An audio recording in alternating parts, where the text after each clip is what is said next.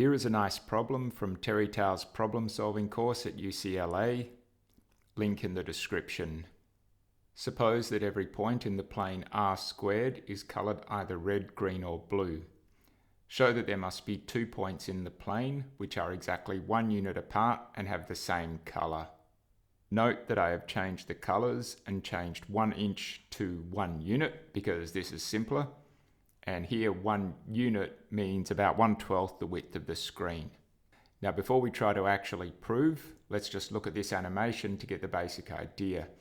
I've got a program to draw some random dots, and then when it detects 2 dots 1 unit apart, it draws a line between them. The grey lines connect dots of different colours, and the yellow dots represent what we are looking for, which is 2 dots of the same colour 1 unit apart. I've cheated a little since the dots that are linked are all 1 unit apart with an error margin of 1%, because it would be impossible if it had to be absolutely precise. But you can probably see why when I saw this problem, I immediately thought it would be ludicrously true, that it would be overwhelmingly impossible to construct a counterexample. Before we try to figure it out, we always need to describe what we are going to do and write it as precisely as possible. We think a bit like this, with these sorts of things as shown on the screen floating around our head. These thoughts capture the essence of something, but they are not precise. We need a precise statement in mathematical language that enables us to proceed with our proof step by step. So here is that precise statement. When we write this statement in yellow, we can use it as a starting point and then use precise logic. We are doing this implicitly when we mess around with this in our heads, trying to construct a counterexample. But we need a precise statement so we can use logical steps from there and then prove an explicit contradiction.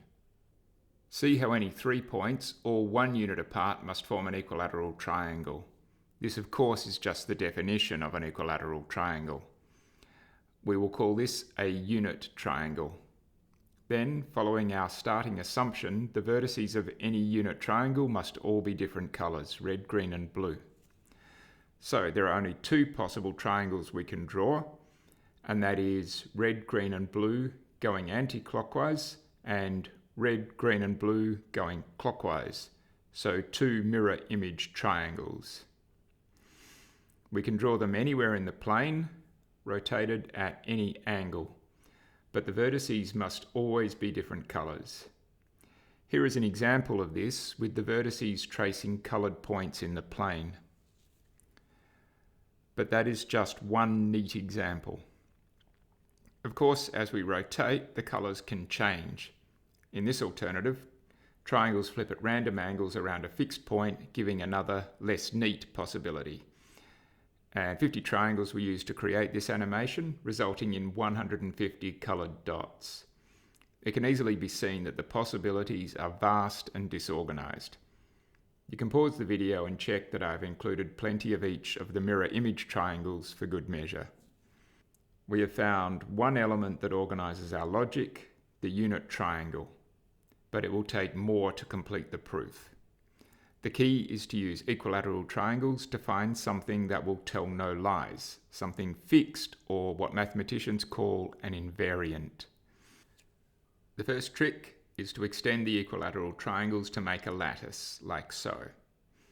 I've chosen the colours red and green for the first 2 points, but after that this animation will only paint a vertex if it is compelled, if there is only one choice.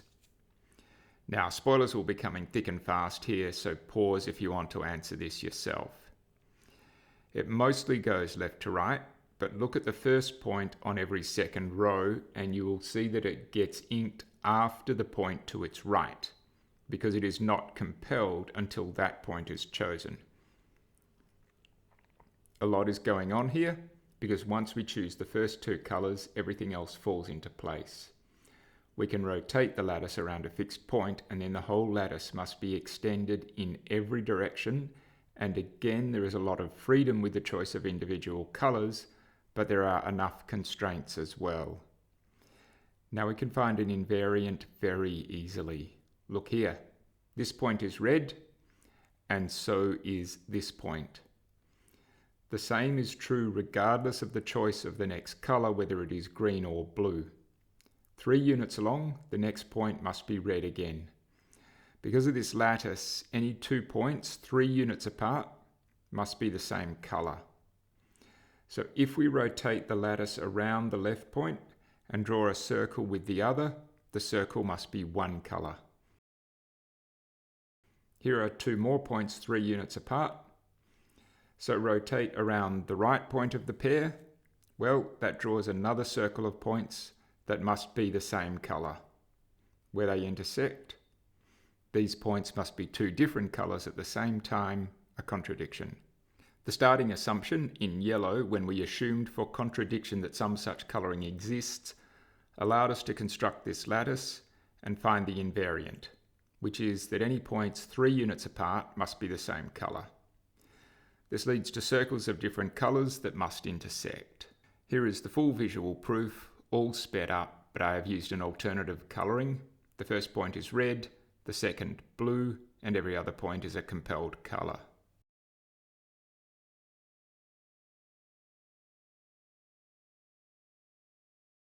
Okay, so now for homework.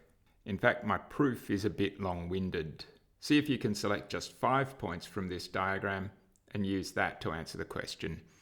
See if you can prove the intersection of 2 fixed colour circles without drawing a diagram. Use a logical, not a visual proof. And your second question, if I choose any 2 points, not necessarily adjacent, does that determine the colour of every point? Under what circumstances does it determine this? Okay, thanks for watching.